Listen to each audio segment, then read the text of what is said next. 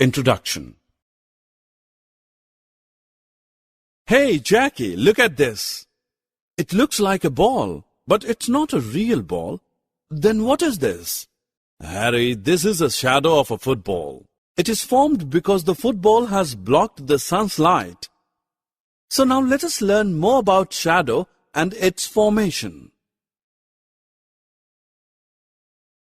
Objectives. At the end of this course, you will be able to recognize a shadow, explain the formation of a shadow, find the direction of a shadow based on the location of the source of light.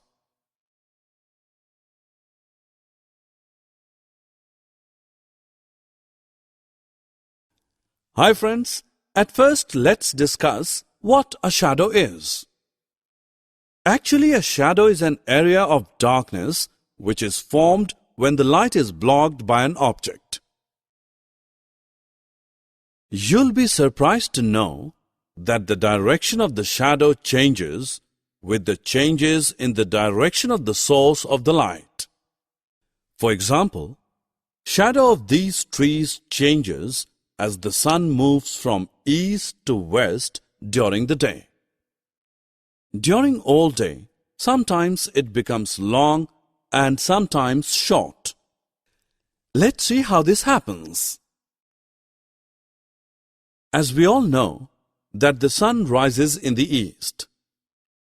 In the morning, the sun is in the east, so the shadow of the object forms in the west. Now just look at its length. The length of the shadow changes as the sun moves towards west. Now it's noon and the sun is overhead.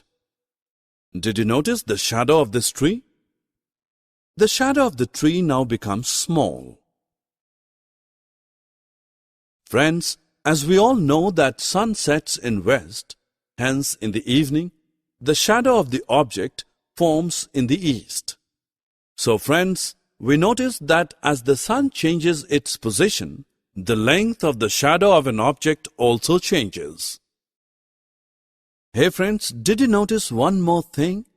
That the shadow is always formed opposite to the direction of the source of light.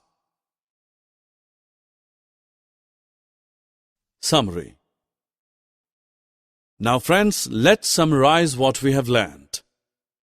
A shadow is an area of darkness. It is formed when the light is blocked by an object. It changes its direction and length with time during the day. It is always formed opposite to the direction of the source of the light.